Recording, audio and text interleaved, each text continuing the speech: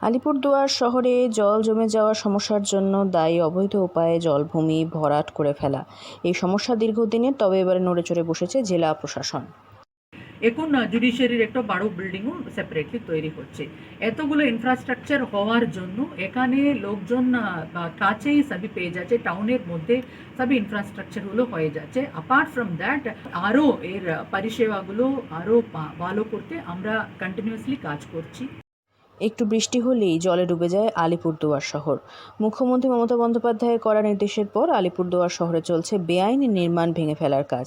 এই অভিযান চলবে, তবে অবৈধ উপায়ে ভরাট করা জমি এবারে বেদখল করবে জেলা প্রশাসন। এ বিষয়ে জেলা শাসক আর বিমলা জানিয়েছেন, মুখ্যমন্ত্রীর নির্দেশ আছে, অবৈধ উপায়ে যারা জমি ভরাট করছে তাদের খুঁজে বের করতে হবে, কিন্তু তার আগে জমিগুলি উদ্ধারের কাজ শুরু হবে। আলিপুরদুয়ার শহরে 7টি ঝিল রয়েছে। এই ঝিলের আশেপাশে এলাকার সৌন্দর্যায়ন করার উদ্যোগ নিয়েছে আলিপুরদুয়ার পুরসভা।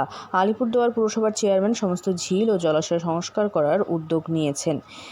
এই বিষয়ে উল্লেখ্য, বিভিন্ন সময় অভিযোগ আসে আলিপুরদুয়ার পুরসভার জলাশয়গুলো দখল করে অবৈধ নির্মাণ করা হচ্ছে। যদিও এই বিষয়ে আলিপুরদুয়ার পুরসভার তরফে জানা গিয়েছে, কোনো জায়গায় ঝিল দখল হলে সেগুলো দখলমুক্ত করা হবে, প্রয়োজনীয় ব্যবস্থা নেওয়া হবে। পাশাপাশি ঝিলগুলি সৌন্দর্যায়ন করা হবে, সেগুলি স্বচ্ছতা ফিরিয়ে দেওয়ার কাজ করা হবে, কিন্তু এরপরেও কোনো কাজ হচ্ছিল না।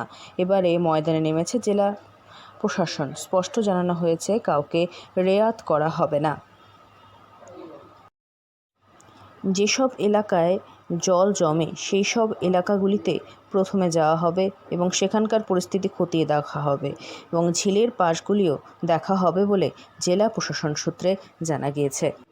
আলিপুরদুয়ার থেকে অনন্যাদের রিপোর্ট, লোকাল 18 বাংলা।